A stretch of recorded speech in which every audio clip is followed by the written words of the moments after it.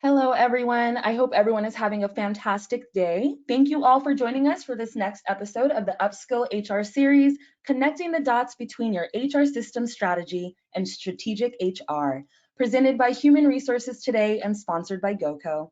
I'm Rayvon, the webinar coordinator of Human Resources Today, and I'm so excited to bring you guys this new session with fresh insight on increasing the value of your existing HR systems.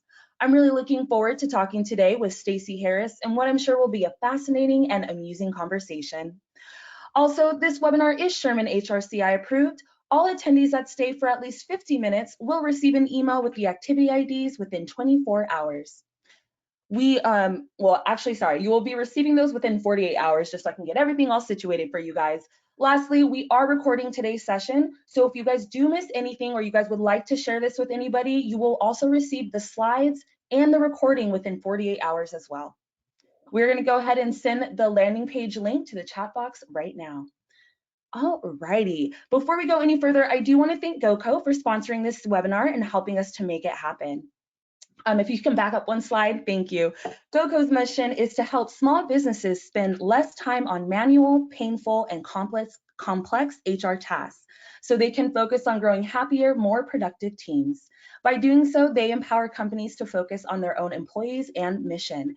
Backed by notable investors such as Salesforce Ventures, and featured as the #1 HR platform in Forbes, Huffington Post, and Entrepreneur magazine, GoCo is delivering a more delightful workplace to thousands of businesses and their employees. Don't forget to stick around until the end of our session today to get a special offer from GoCo. Thanks again, GoCo. Up next, let's go ahead and get some technical things out the way. Please feel free to ask questions throughout today's session. You can do so by submitting them into the questions panel on the right side of your screen. There will be a few times during today's session where we will need your guys' participation, so keep an eye out for that. We're going to go ahead and, sorry guys. My lovely colleague Stephanie will be fielding your questions today. She'll be happy to answer anything you guys might have. So pull up the questions panel and say hello to let her know that you're listening. Lastly, if you guys have any audio issues during today's presentation, you guys can dial in. So to do that, you're going to click the More button in the upper right portion of your screen and then select the Switch to Phone option. Up next, today we are going to be hearing from Stacey Harris. Stacey Harris is the Chief Research Officer and Managing Partner of research and advisory firm Sapient Insights Group and the author of Introduction to HR Technology, Understanding How to Use Technology to Improve Performance and Processes. She is a respected industry analyst and researcher focused on HR and business outcomes. She oversees the esteemed annual HR Systems Survey and White Paper, now in its 25th year. She sits on the IHIRM certification board and is frequently included in the HR Executive and the HR Technology Conference's Top 100 HR Tech Influencers list. She is a frequent speaker at HR events both in the US and abroad, and a regular podcast host as an industry researcher and analyst. Stacey holds MA and BA degrees from Kent State and Ashland University in Education and Communications, and is a certified human resource information professional from IHRIM. Without further ado, take it away, Stacey. Thanks, Rayvon. I appreciate it. And hello, everyone. It's so good to have a chance to connect with everyone today. We've got a lot of really interesting data points that we're going to be sharing with you today. I am joining you today from Stockholm, so hopefully the audio will all stay good, but if not, we'll definitely go back and forth with Rayvon and I, making sure that we get the presentation in full speed and audio for everyone tonight. But we're going to spend quite a bit of the time today talking about sort of what is an HR system strategy, how do we connect that to our business outcomes, why an HR system strategy matters, and really working through the elements of what an HR system strategy is, because a lot of people don't really know what all those pieces and parts are. And we definitely are going to leave some time for question and answers this afternoon. So if you are following along and you have some Q&As, please be sure to put those in the boxes. We really do want to take some time to answer them. More importantly, we want this to be a conversation. So if there's things that you're like, boy, I'd really like to know more about this, please be sure to put it in that Q&A box as well. And everyone is welcome to connect with me on LinkedIn or anywhere else where you might have some questions and want to ask about what you're thinking about in the HR space. So let's get started today with kind of where all this research is from. Raven, I'll give you a little bit of my background. I've been an industry analyst for a very long time. We won't go into full numbers and years. But I was a practitioner before I became a researcher. And as a practitioner, I really focused on sort of the HR practices area. I worked in organizational development and design. I spent a lot of time in learning and development. I figured out how organizations were thinking about their HR space and the HR technology implementation. And I was lucky enough several years ago to join a big research, or at that point in time, a very small research firm called Burson Associates, and moved into a couple other research firms. And then 8 years ago, I was asked to take over probably one of the most amazing projects I've ever been part of. It was at that point in time, 18-year research project that had been going on in the industry since 1997 that covered the entire HR technology ecosystem. Today, we've actually just hit our 25th anniversary of doing this research, and Sapient Insights is the overseer and has the honor of making sure that we continue this amazing research that's been done in the market for so long. You might know it under a couple of other brands. Previously it was under Sierra Cedar or Cedar Crestone, but more importantly for everyone who's out there listening, if you have not had an opportunity to see this research in the past, it's really important to know how in-depth it is. We run the survey every year. We make sure that everyone who participates is validated, so we get thousands and thousands of responses, and we clean our data every year extensively. This year we had over 2,500 respondents who responded to our survey. You'll see some data from this year as well as last year in this presentation I'm going to deliver. And then we deliver that content back to the community and make sure that people get a chance to see it and understand how it fits and helps them make big decisions. It covers everything in the HR technology stack, which I'll be talking a little bit about, as well as all the things that go around it. It's most important, I think, for anyone who's looking at our data to understand that this is not just a few people who are saying these things. These are hundreds of organizations who are giving this data and insights, and hopefully it will help you make some better decisions as you're going along the process. So if you have any questions about the research, please feel free to follow up with those as well. We're going to start talking about this thing called HR technology, though, an HR technology landscape, because when I first got into this industry, I was an HR practitioner and a learning practitioner, and HR tech seemed to be a side note to a lot of the conversations, and I think it is for a lot of HR professionals. It is part of all the work that we're doing, but it doesn't always seem like something that we have to focus on every day. My research and the work that I've been doing over the last 20 years or so has really found that even if you are in an HR generalist role or a recruiter role or a learning professional role, or maybe you're a CHRO, or maybe you're a one-man HR professional in a small company, the HR technology conversation is now front and center, and everyone has to understand not just what technology your company is using or what you might need, but what data you need to capture and how that data is being flown through the organization and what that data is doing for your organization. So my favorite, one of my favorite sayings here is that complexity creates either chaos or order, and the biggest difference is planning, and that's true with HR technology. So let's talk a little bit about why it's so complex today. One of the things that we do in our research every year is that we really try and get a sense of what are people using, all the applications they're adopting, what they're spending on them, how many resources they're using to support them, and basically how long they've had these systems in place. And what we found is that size of organization makes a big difference in the type of systems you're using, as well as the number of systems you're using and how much you're spending per employee. But as you can see, it doesn't matter if you're from the smallest organization, maybe with 1 to 25 employees, all the way up to the largest organization. Everybody today has an HR technology application. We're seeing people jump right to these applications. Raven, I know one of the things we wanted to get a sense of for the audience is how big is the audience that we're talking to? What is their size of employees? So we're going to go ahead and put a poll out for everyone. If you can go ahead and answer that for us. We'd really like to know where you're falling today. Are you 1 to 25 employees? Are you 25 and 100 above? Are you 101 to 500 employees? Are you bigger than 500 employees? That'll give me some sense as I'm going through the data today to maybe talk about where the things that might be of most value to the audience. So we'll give a few moments for everyone to answer that poll. And then once we get some answers, or maybe about half of the participants in, we can maybe give a show on that. While we're doing that poll, I just want to maybe walk through a little bit of sort of how our data gets captured. As I said, we do this survey every year. And once we gather the data, we then do a lot of averages of the data sets based off of different sizes so people can start to benchmark that data. And what we'll find oftentimes is that organizations have a general idea of where they sit with the applications they've adopted or the spending that they have. But they haven't oftentimes added it all up or averaged it. And so this is a great way oftentimes for people to see sort of how big or wide the scope is of HR technologies, just to see us give back to the market these averages that we get. And it looks like we got our polls in, so I'm going to see if I can expand this so I can see what our numbers are. What I'm seeing, if I see correctly, is that we've got, boy, Raymond, I can't see. This is a really Oh, tiny, even I with my can glasses on today. I can read it out to you. So what we are seeing is we have 6% of our audience has 1 to 25 employees. And between the 25 and 500, there's 28% for both of those categories. And our biggest one is the 500 plus. Great. We weren't sure if we were going to have a lot of small or bigger customers today, so that gives us a really good view of sort of where everybody's at. I appreciate that. Thanks for stepping in there, Avon. But Absolutely. look at that, right? So that wide range. If you're in that 500 employees and above, one of the things that we know is that right at that 500 employee range, we see a lot of organizations making big changes in what they're using for HR technology.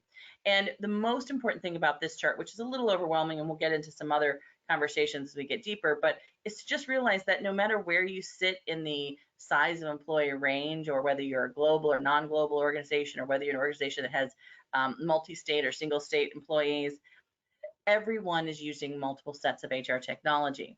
From the smallest organization that ranges around 3 to 5 to the largest organizations, they're using about 26 different modules or major HR applications. So if you're feeling like you're overwhelmed by HR technology today, you're not alone. Everybody's feeling it. And people are spending a lot of time on integrations, as you can see, especially those organizations over that 500 employee size. Those integrations with their HR system get much more just increasing in numbers, but also in the complexity of what those integrations need to do across the organization.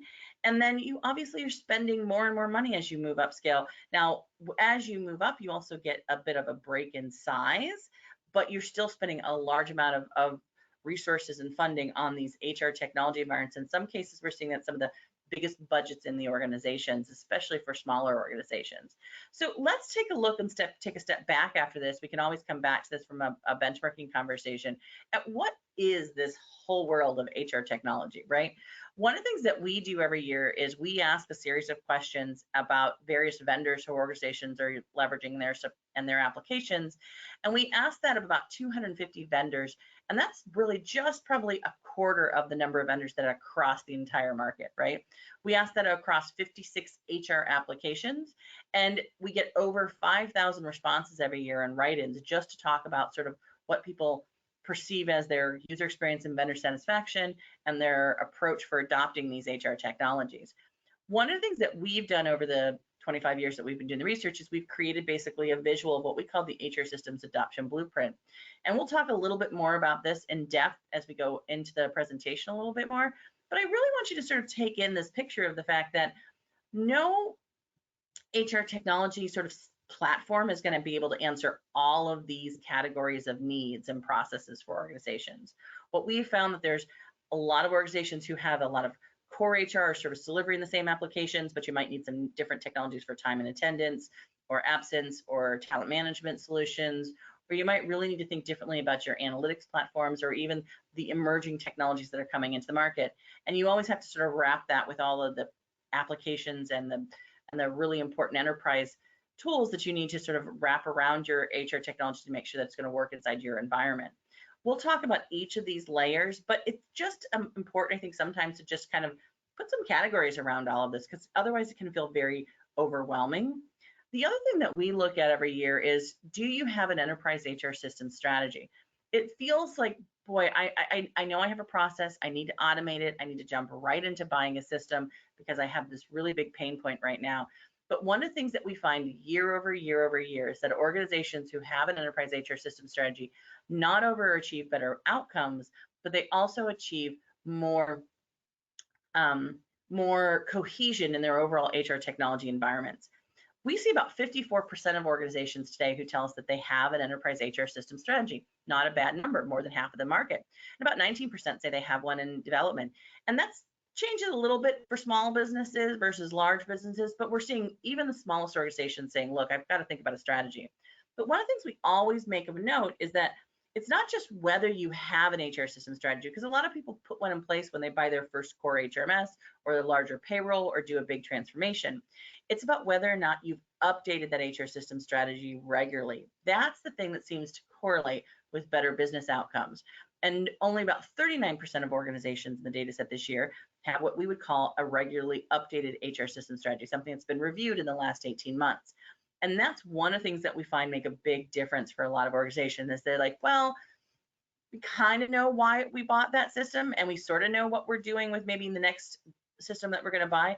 But they haven't really mapped out the next couple of years for their organization or understood the populations that they're serving or understood maybe through mergers and acquisitions how their current environment has changed.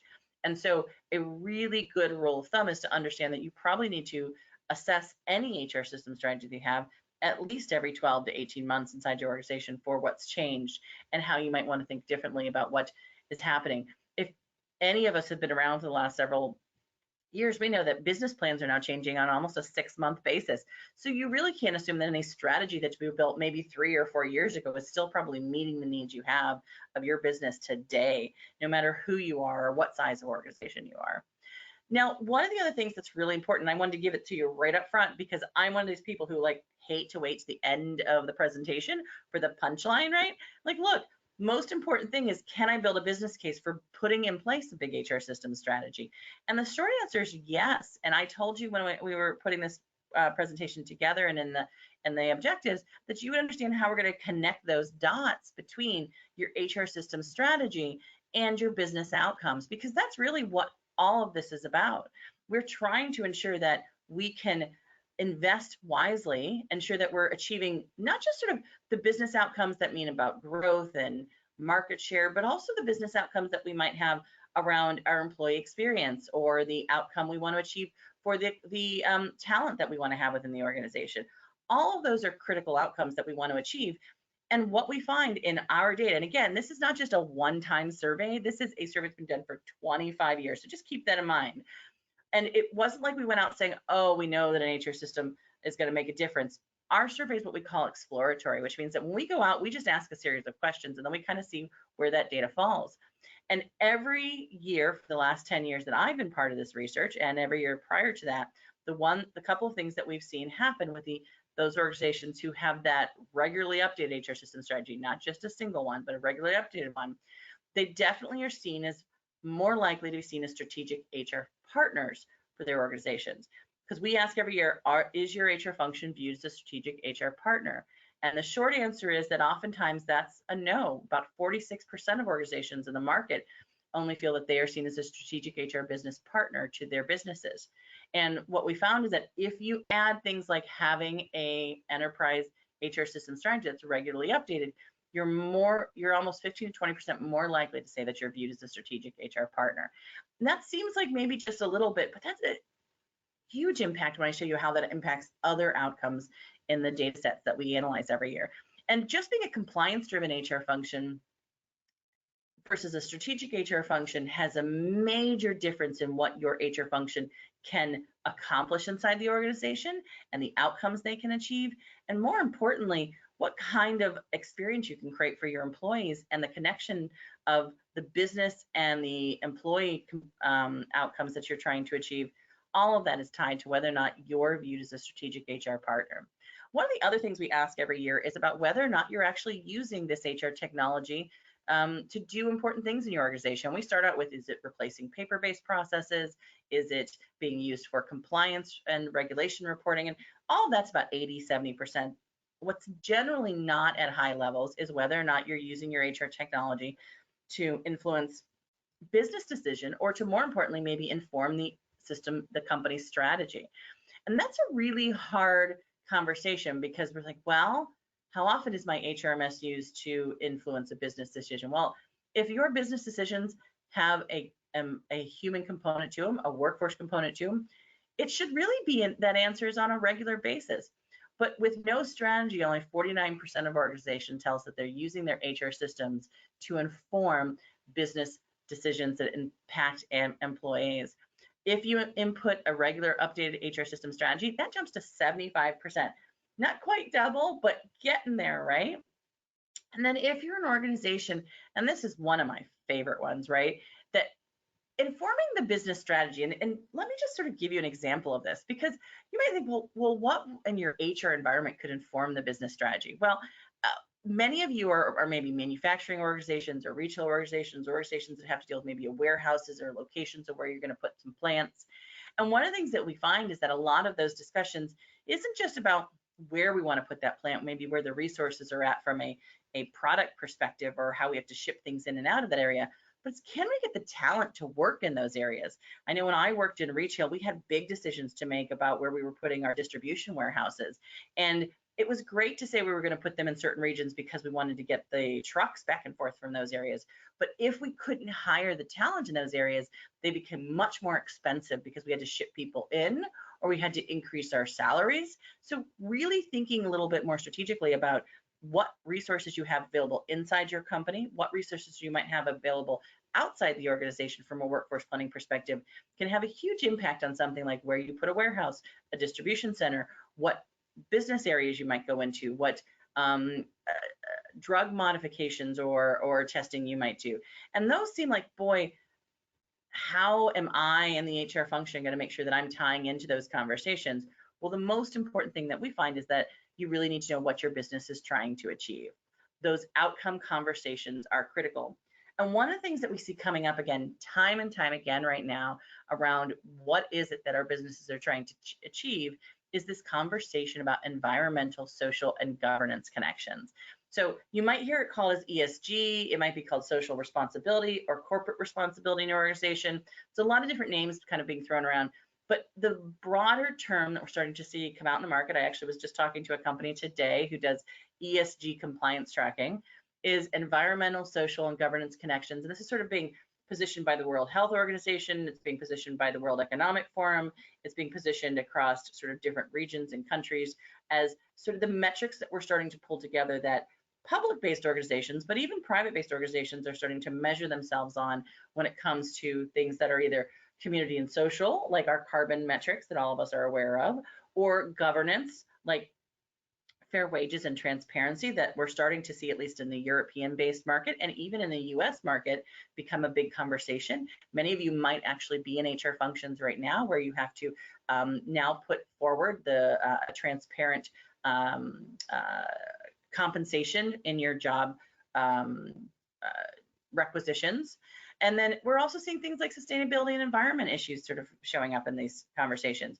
And without a doubt, those organizations who have an enterprise HR system strategy, at least in this first 2 years that we've been evaluating this area, they are definitely seeing better outcomes.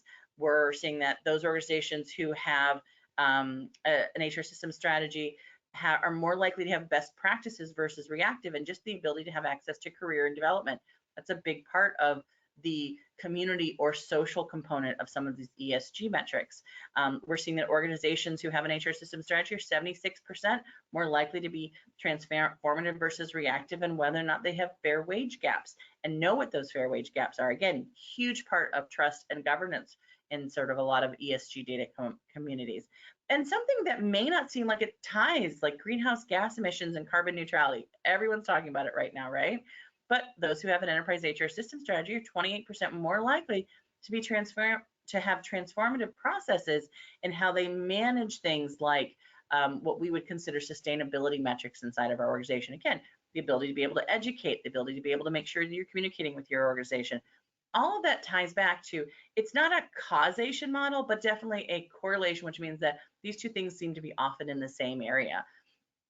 The other things that we see is, if you get outside of just sort of the using the tool to make our best business decisions, being seen as a better business partner, some ESG metrics that are critical and that maybe really have a big place in HR's conversation and how they're going to interact with their executive leaderships. But one thing that we've tracked for over 15 years in our research is a series of outcomes that we call HR outcomes, talent outcomes, and business outcomes. It's about 16 metrics. We ask organizations every year over the last 12 months, have their ability to be innovative, or has your market share within the market gone up or down? This is one way for us to track things along with some financial metrics that we track on public organizations. And what we have found is that having an HR system strategy is one of the 5 most critical things that you can do to achieve better business outcomes. And on average, over this last 5 years that we've been looking at them, we've seen a 10% increase in the most important metrics in that list, which is business metrics. And what you see here is the difference between, over several years, those organizations who had an HR system strategy versus those who did not have an HR system strategy. So if you're looking for one image that you should put in your business case, this is it. Maybe the ESG one too, but this is really telling. It says, look, I know it's a lot of extra time. I know I might have to actually have a few extra resources to build an HR system strategy, but if I invest that upfront time, I'm going to get better outcomes, not just from the HR technology itself, but because I'm going to be more aligned with the business and what their needs are, because that's what a strategy allows me to do. So let's talk about what's in a strategy that helps you get this kind of outcome, now that I've given you the answer to the test.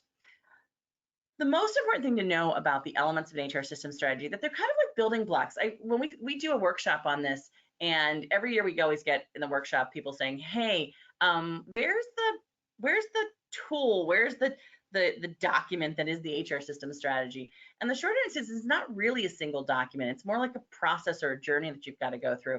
And it's about building all the different building blocks that you're going to put together to create an enterprise HR system strategy. And each piece is important, but the journey is as important as the end element that you get out of it. And we'll talk about what that looks like. So one of the things that we want you to think about as you're going through this process is that it's also important to note that an HR systems environment, it shouldn't be viewed as a project or standalone application. I already showed you up front some data about the number of applications that most organizations have in place when they're investing in HR technology today, and that number's doubled over the last 5 years. We're expecting it to continue to expand, even with consolidation inside of a lot of organizations and transformation efforts and simplification efforts. We still think there's going to be a lot of point solutions that people are picking up along with their big enterprise applications. And it's never a once and done. No matter what you do about HR technology, it's touching the human beings in your organizations. Your human beings never stand still. They never stop growing and evolving. And so your systems can't stop growing and evolving, just like your businesses. So the best way to probably think about your HR technology is more to think about it like an HR systems environment that should be as complex as any community that requires constant care. I know that might feel a little bit like, I've got a lot of things to care about. Do I need to care about my system strategy? The short answer is yes, because if you care about this, the other things, like the fact that maybe your integrations aren't working, or the data isn't clean on another area, or maybe that your recruiting process is broken because people can't get data from the applicant tracking system into your HRMS, those bigger, what seem like everyday issues you got to fix today might start to decrease, and really should start to decrease if you have a plan and a strategy in place. And I'll walk you through why that is.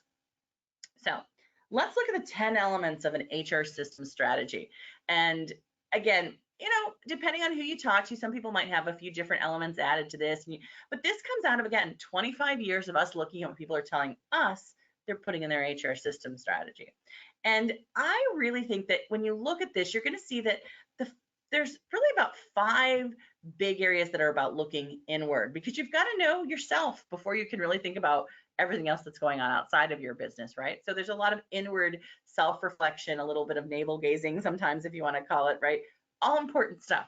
And then there's 5 elements that are about looking forward and outside of where your current state is at. Those have a lot more to do with where you're heading, what you're trying to achieve, and what you need to put in place to sustain any of this. Because one of the biggest mistakes we see organizations do is they spend a lot of effort up front on that looking inward, and they stop before they get to looking forward.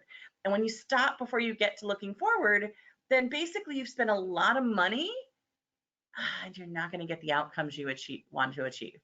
Big mistake if you're investing a lot in your HR technology environment.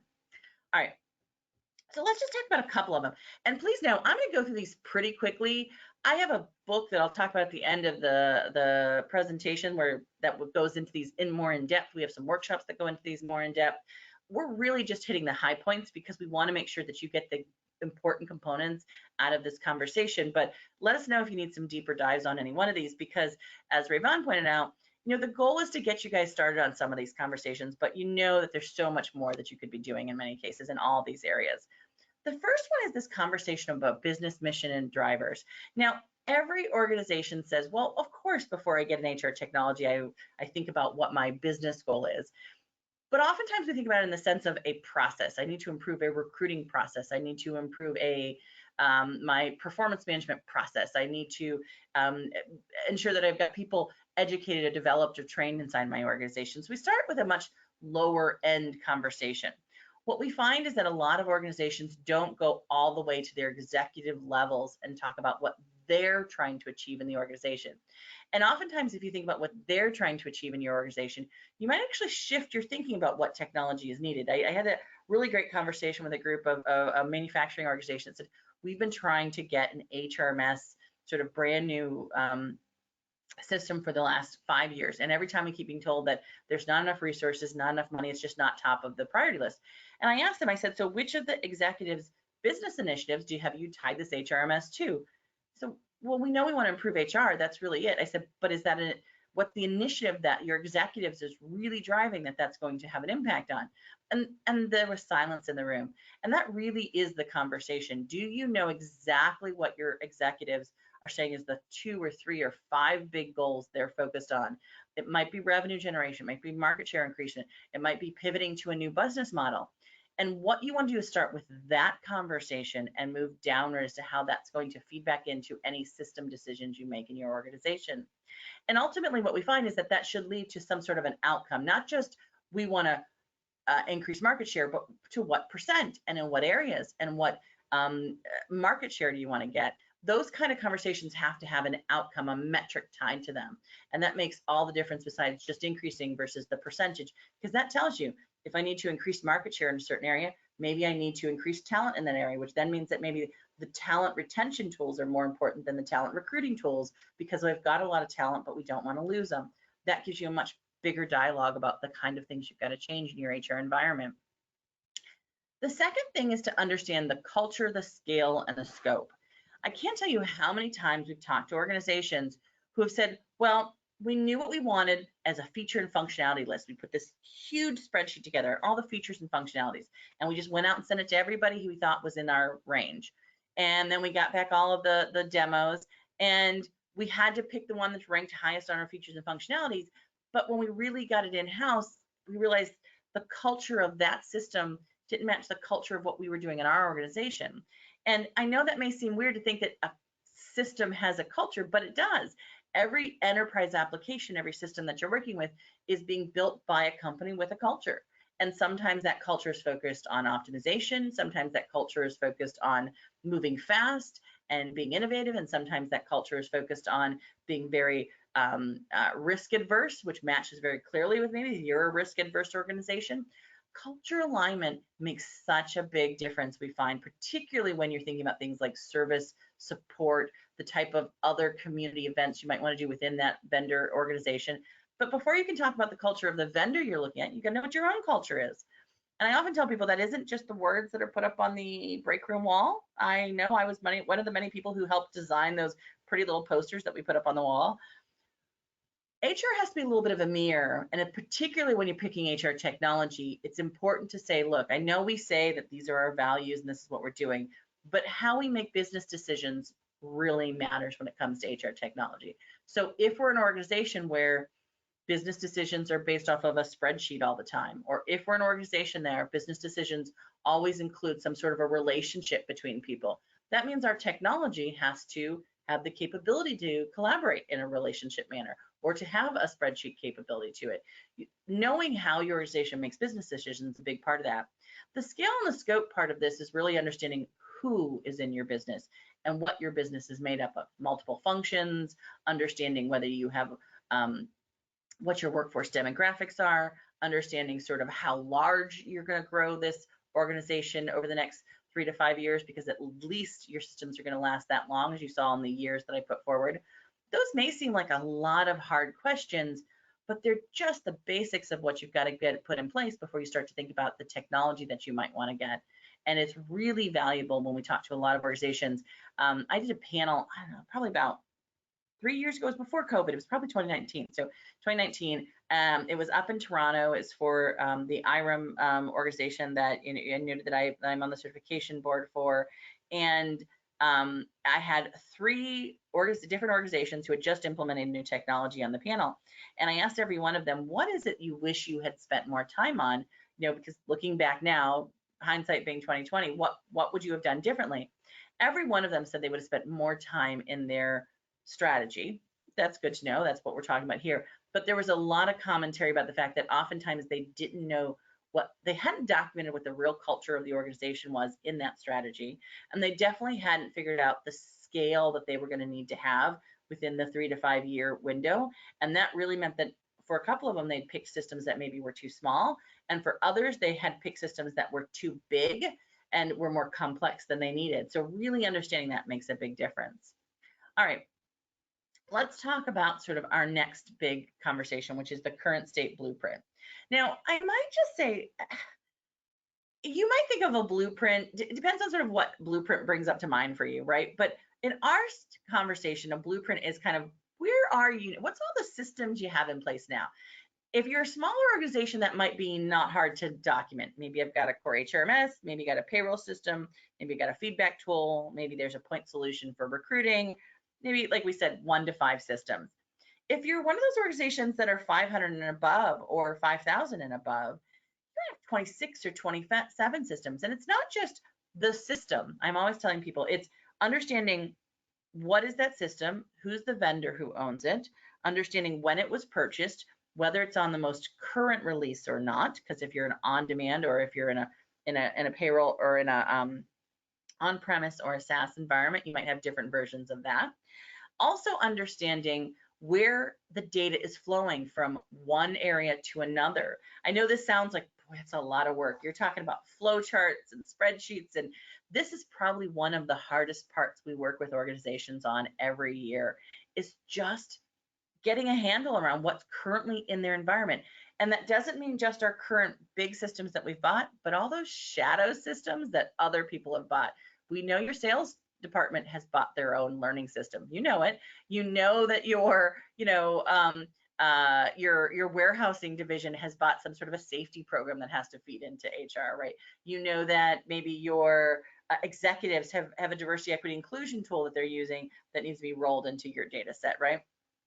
So don't just think, lightly about sort of HR systems that you've bought. Think about all the systems that everyone else has bought as well. That's really critical to get a better current state blueprint. The other thing that's important in this dialogue is to maybe think a little bit outside of the box, and the fact that, where is your employee data being kept? That will also give you another dimension to this blueprint. So if you think about it, if you're using Teams or Google, if you're using Microsoft or Google environments, you probably have a lot of employee data captured inside of those systems. If you have some sort of an employee help desk tool, maybe the ServiceNow or a Dovetail or something, or like a Zendesk tool right now, right? There's probably a lot of employee data inside of those systems, right? And you may not consider those HR technology, but they're part of your ecosystem. And mapping that is a really important thing, because what you're going to find is that when you go out to find a vendor, how they integrate with some of those other tools you have, and their ability to pass data back and forth will become critical. And you might end up buying the wrong vendor just because it has a better user interface, but it may not have a better integration capability. And those are important things that you wouldn't even think to ask about if you didn't have your whole blueprint mapped out first. So I know it's time consuming, but I really think it's one of the most important areas that you're going to spend time on. All right, benchmarking and analysis. Once you know your current state, once you understand sort of your demographics and your population, your culture, all those things, then it's time to start looking outward a little bit. What do I have compared to what everybody else has, and how do I kind of compare them? And one of the things we talk about benchmarking is really understanding what your goal is for benchmarking. Are you just trying to understand system to system how we compare? Are you maybe trying to understand the resourcing it takes for various organizations to manage the various systems they have in place? Do you want something that is within the last 12 months? Is it okay if it's 2 to 3 years? Does it have to be industry? Does it have to be size? The one thing we always say when you're doing any kind of benchmarking process is to be very clear about where the data is coming from, how old is it, and most importantly, making sure that you can get to size or industry or region, because those things make a big difference in HR technology from what we've seen. And if it's a big, benchmark that says, hey, everybody's using these 3 vendors, well, or maybe you go out online and you can do a little source on one of those little benchmarking tools that are out there. All great things to maybe help you get a sense of the kind of tools you might want to look at, but be aware that oftentimes, there's a lot of organizations in those data sets, and they may not be very close to who you are. And so when you do benchmarking, you want to really think a little bit about what you're trying to achieve with it and what you're going to use that data for. If it's a part of the business case, is it more about just getting a list of vendors, or is it really helping you figure out some things that are going to go beyond the vendors, like resourcing or services, or who you need to have referral checks with, right? All critical parts when you talk about benchmarking.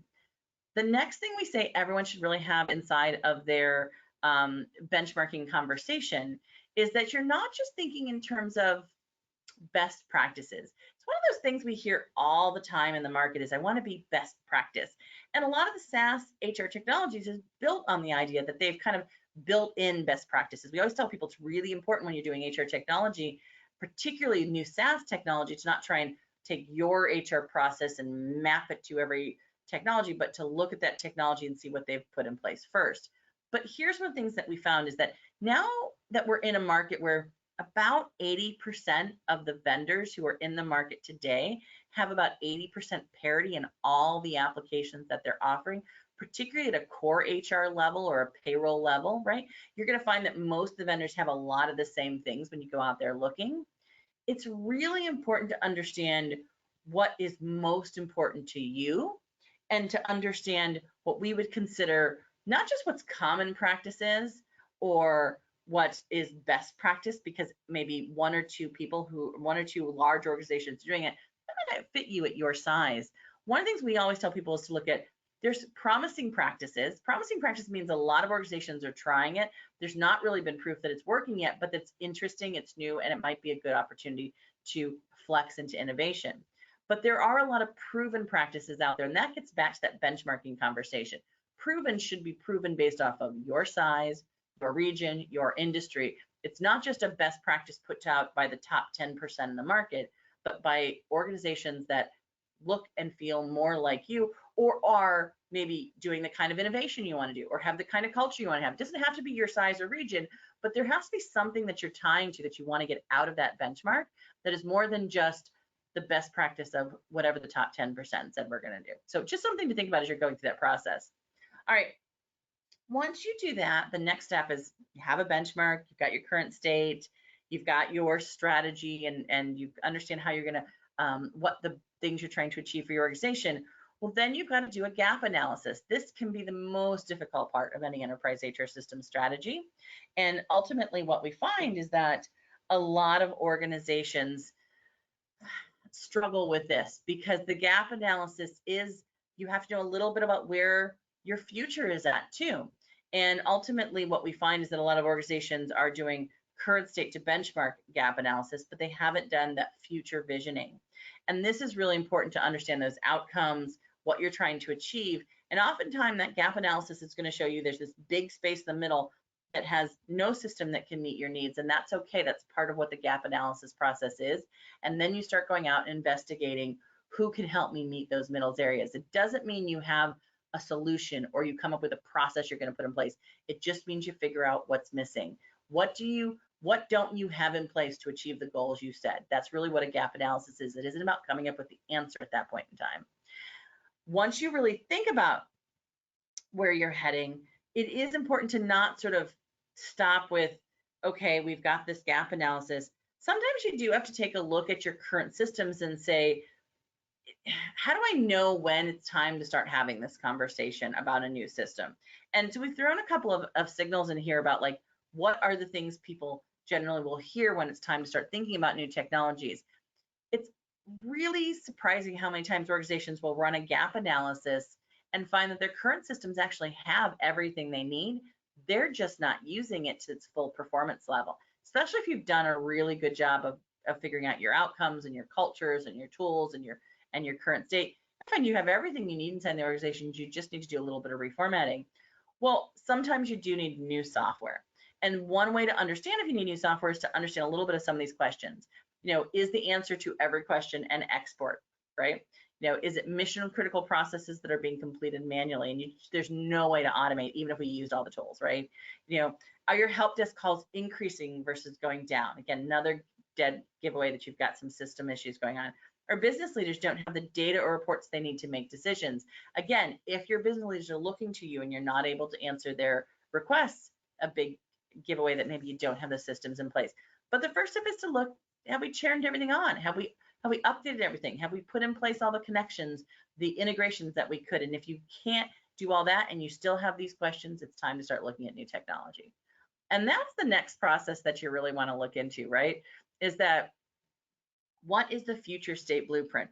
The future state blueprint is now looking at actual technology you need. And this is the other piece that when I did that panel, everyone said, boy, if I had sat down and done a future state blueprint, what I would have said is that, look, we need the HRMS today, but we're going to put recruiting in place in 2 years. And all the people who were frustrated with recruiting, who kept asking me, where is recruiting? When I did the HRMS conversation, would have known that it was on the roadmap for 2 years from now. Future State Blueprint gives you a chance to start saying, these are all the things we need, and then you've got to go through and prioritize them. And that's really what happens in this phased roadmap approach. So these two, Future State Blueprint and phased roadmap approach, go hand in hand. Understanding, what do I need currently, immediately? What can I put off for a few years? How do I build out that roadmap model?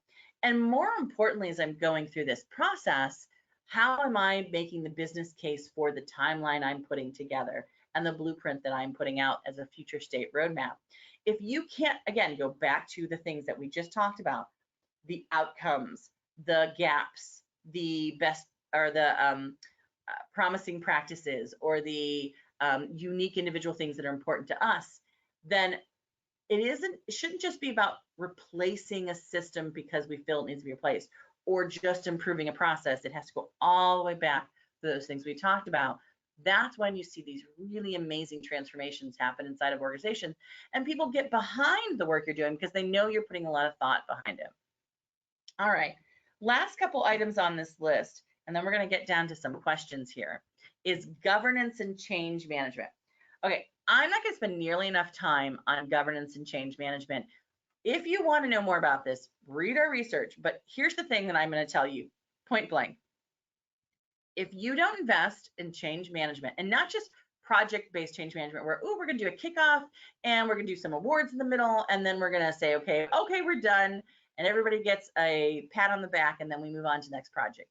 But change management where you're really thinking about what we call adaptive change management, where you're monitoring how the kind of metrics you want with your technology, those outcomes, you measure them, you continue to invest in change management as new modules come out, and you can continue to communicate throughout the life cycle, that entire HR technology environment. And governance, that means that you have people in place who are making decisions, again, throughout the entire life cycle of that HR technology environment. You might combine a couple things, but the idea is that this is a project that never ends. If you're not going to put this in place, I'm going to tell you a secret. Don't bother doing your HR technology update. Might as well just sit with whatever you have in place.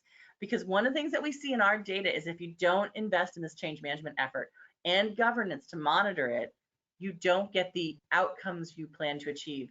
And oftentimes what you've done is you've spent a lot of money and a lot of time from everybody in the company. The system doesn't get adopted, and now you basically become a cost to the company instead of a value add. And how do you become a value add HR function and HR technology environment?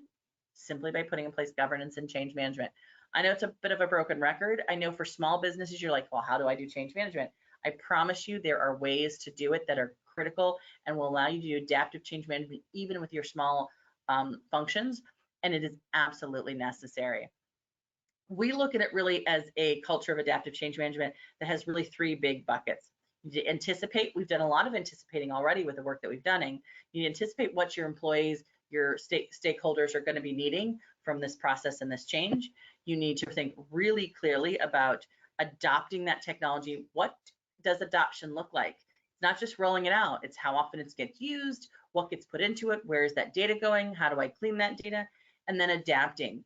Be okay with the fact that you're going to probably have to do updates on this on a regular basis. You're going to have to make shifts and changes, and letting people know that the first rollout is not the final rollout, and it's not the perfect environment.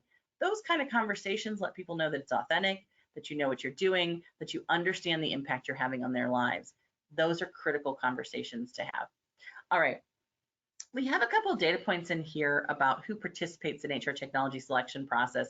And one of the things that you'll see is that executives are at the top level, particularly for small businesses. So is the HR business partner, functional HR. Well, you look, it gets a little bit lower down on the line is business unit leaders or data analytics people or audit and security. My big thing is that everyone that's on this list should be involved in some way in your HR technology selection.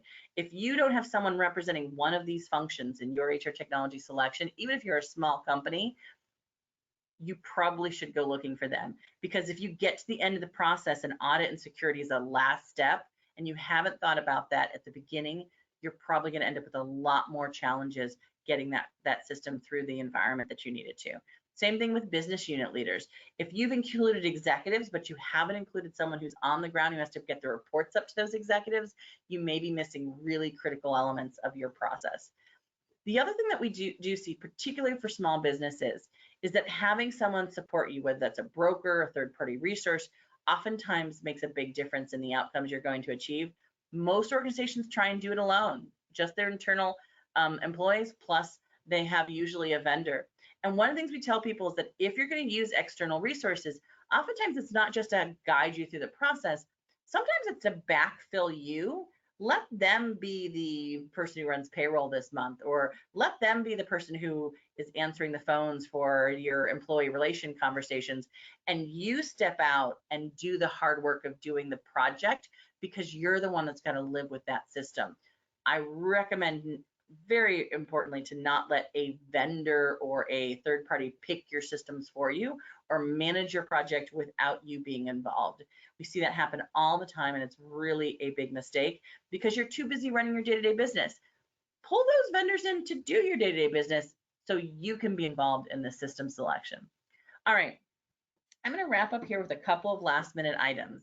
Expenditures and budgets, a really big process step. You need to make sure you have it in place. I gave you a couple of benchmarks to think about. Again, it all comes down to size, region, industry. Make sure you get the right data. Understand that when you put in a new system, you're going to have to put new resources in place. We've got some data here about who usually gets involved in those processes and what's usually involved in your HR technology budget. And when you're really thinking about resourcing and outsourcing, my most important thing here is to remember that when you put in a good HR technology system, it might feel like you're going to reduce some admin work, but really what's happening is that you're increasing the need for people who have the ability to use that system strategically, because now you have more data, now you have more value add, and you have to have people who can strategically understand that. And a lot of the people who are doing your administrative work might be able to move into those roles. So think about that critically before you reduce resources in a process like that. All right, I'm going to wrap up here with things like, we do have some data around what are the new changing roles, what are the new skills you need, all things you guys can see in the deck, but I want to make sure that we get to sort of the last couple of slides here. The one question I always get is, how do I know my HR system strategy is complete? It's never complete. It's always in progress, but having at least 80% of that data means that you are at a good place in this process. And there's always going to be roadblocks. I really recommend thinking about how you overcome those roadblocks versus letting them stop you. And finally, when we think about achieving outcomes, which we oftentimes really forget about by the time we get through that entire process, make sure you know what those business outcomes are that you're trying to achieve, because no vendor is going to get them for you, no deployment model, no process maturity. It all comes down to those things, the working through the process, the change management effort, the investment you put into it. That's what's going to get you the outcomes. All right, I'm going to wrap up here and talk about, if you have any questions about this, you're more than welcome to download the research. We have it, or even participate in next year's survey. And I want to make sure that if you do have any questions about any of the other details, that you have access to the information in our book. You're more than welcome to download it. Rayvon, I know I'm running late, so I hope there's some questions that maybe we can answer. Absolutely. That was such a fantastic and informational session. Before we dive into these questions that we have, I do want to remind everyone that now is the time to get straight from the source insight from Stacey. So go ahead and get your questions in. Also, we have recorded this session, so you will get the recording, the slides, and your HRCI and SHRM codes within 48 hours. Lastly, don't forget to register for Economic Uncertainty, Getting the Most Out of Your HCM Technology with Mark Stelzner, founder and managing principal at IA. I think this will be a fantastic session to back up what all of the stuff that Stacey has said today. Don't miss out and register today. We're going to go ahead and send that landing page link to the chat box right now. All righty, Yeah, and with that, go ahead. Sorry, what was that? I was gonna say, I know Mark Stelzner well. He's great. You guys definitely sign up for his presentation. Oh, that's so awesome. There you guys go. All righty, let's go ahead and jump into these questions. This first one is coming in from Jonathan. Jonathan says, one of the most difficult challenges that I'm facing is determining how to communicate changes, priorities, and decision-making processes. We have a global HR system, and I want to ensure that each local HR organization is on the same page as our global business strategy. Do you have any suggestions for how I can accomplish this? Well, I think that's a really great question. And communication is one of those things we oftentimes think of as a last step in our process. So, a couple of things that we see that really makes a big difference. One is leveraging your governance or your board. So, we always have to talk about change agents and making sure that communicate like they all are on the same page. That's a big part of communicating and making sure everybody's in the same place. We also do recommend leveraging the technology that you're rolling out. Almost all the HR technology vendors today have some communication or campaign management capabilities. And we say use that technology to get that message out. And finally, one of the things that we see a lot of organizations doing, which I think makes a big difference globally, is that they generally will track the activities after each communications to see what's being clicked on, what action are people taking. That gives you a sense of which of those messages are hitting home and which are not. Treat it just like any other marketing event that you have maybe externally across your organization as you would internally. And that really seems to make a big difference because people are like, hey, you're investing in me. But I do think that one of the biggest things we see is figuring out if you've got a global governance group, making sure they're on the same page seems to be one of the biggest factors with that kind of communication process, and almost giving them the scripts and the prompt tools and the things they need so they can be your voice for you, because especially at a global level, local people want to hear from other people who are working with them already. That is a fantastic answer. Thank you for that, Stacey. And Jonathan, if you do have any follow-ups, go ahead and get those into the chat. Moving on to our next question coming in from Emily. She is saying that her company's biggest issue is disparate, clunky platforms that lead to inadequate data and lackluster reporting. Kind of sounds like this is not something that could ever be scalable for them, whether they go up or down. And she wants to know, kind of like Jonathan, what kind of tips would you have to get rid of that or to consolidate, really? Yeah, it's really hard, right? Especially when you have older platforms. And I do think, if you go through this HR system strategy process, you'll notice a lot of the steps that I walk you through are actually kind of poking, testing, right? Like if you're thinking about your audience needs and you're thinking about your business goals, one of the things you're doing is maybe starting to see how that system may not be achieving the things the business wants, right? So this process helps you go through that step-by-step approach of saying, hey, is the system even doing what we need it to do? But the other thing is that if you have a lot of large older applications, especially on-demand applications, a lot of times we see organizations really think about maybe putting layers on top of them. I'm not a big proponent that you got to rip everything out all the time, because I do see that a lot of organizations can economically manage multiple systems, but you do want to make sure that your user experience is meeting the needs that you expect.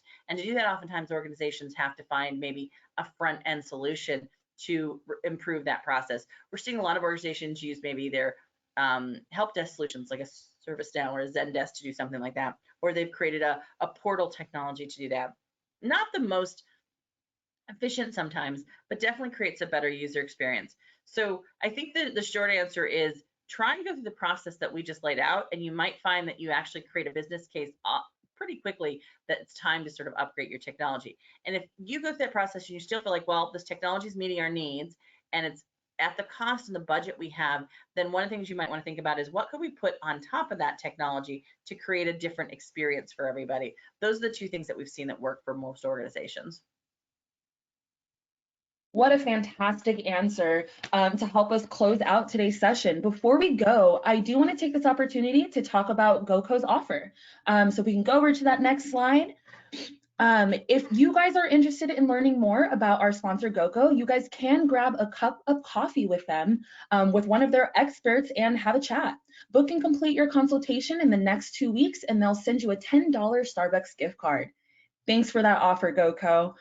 Alrighty, everyone, and that is all the time that we have for today. I hope everyone learned as much as I did. A huge thank you to all of you for your guys' participation, and a big thank you to you, Stacey, for taking the time to give us such a fantastic presentation.